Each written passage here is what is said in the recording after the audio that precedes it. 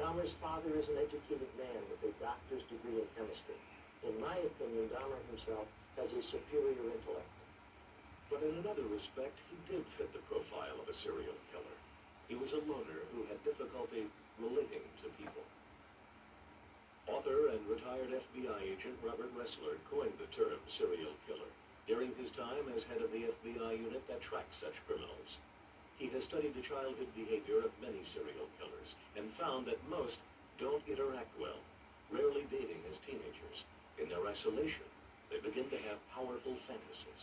The fantasies become violent, retribution, getting even with those who have been unfair with me, hurting others, destroying property, vandalism, setting fires. All these things kind of become interwoven with sexual fantasies. And the sexual fantasies, which again are normal for a young pre-adolescent or adolescent, become abnormal, and they become violent. They become hostile. As children, many serial killers abuse animals. In his confession, Jeffrey Dahmer talked at length about his adolescent fascination with dissection, even picking up roadkills to examine the anatomy.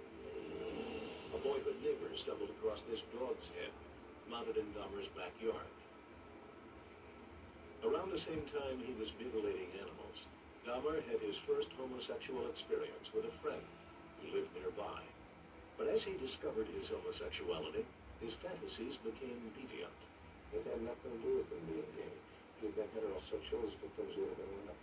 At the trial, court-appointed psychiatrist George Palermo recounted one of Dahmer's teenage fantasies about a male jogger. I liked him, and I had the idea of hitting him on the head and having sex with him. Those are the words that he stated. He in fact tried to do that, but the man didn't jog by that day, and so it didn't come to pass. This was quite early. Forensic psychiatrist Park Dietz spent many hours interviewing Dahmer. He feels that Dahmer somehow began to associate sexual arousal with the mutilation of animals and thoughts of harming and controlling people. My best guess of how that happened is that he was at the age at which all boys are having sexual arousal in response to diverse stimuli. Boys of that age get stimulated while they're riding to school on the bus or on a roller coaster. And in the course of that, they can, without trying to, without knowing it, become conditioned to quite coincidental stimuli.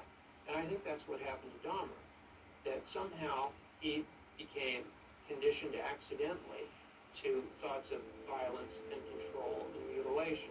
Dahmer's sexual attractions and his ability to control them would become the central question in his 1992 sanity trial. In high school, Dahmer was regarded as something of an oddball. Often ridiculed, he resorted to playing the clown to get attention. Classmates began referring to any prank as doing a Dahmer. Perhaps his most creative effort was on a class trip to Washington, D.C. Classmates recall that on a dare, he talked his way into a personal tour of the Vice President's White House office, a spot not normally open to visitors. He attended his senior prom in May 1978 with 16-year-old Bridget Geiger. A nervous Jeffrey, afraid he would stick Bridget with the pin, had Geiger's mother put on the corsage. Just weeks after the prom, Dahmer would kill his first victim.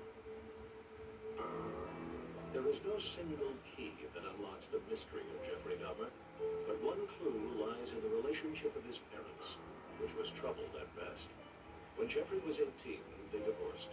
His mother Joyce left for Wisconsin, and Father Lionel, with younger brother David, stayed in a nearby motel. In the confusion of the separation, Jeffrey was left alone for several weeks in the house on West Bath Road.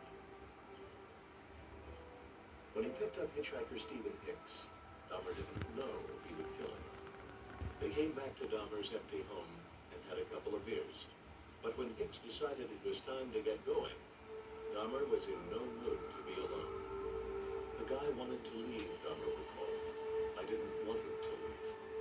He picked up a barbell and hit Hicks over the head, and then strangled him. Jeffrey Dahmer had acted out his fantasy, and now the grim reality of a dead body was staring him in the face.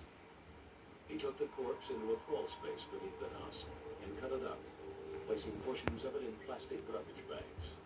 He loaded Hicks' body in his car and headed for the local dump. On the way, a policeman stopped him for swerving over the center line. and administered a sobriety test, which Dahmer passed.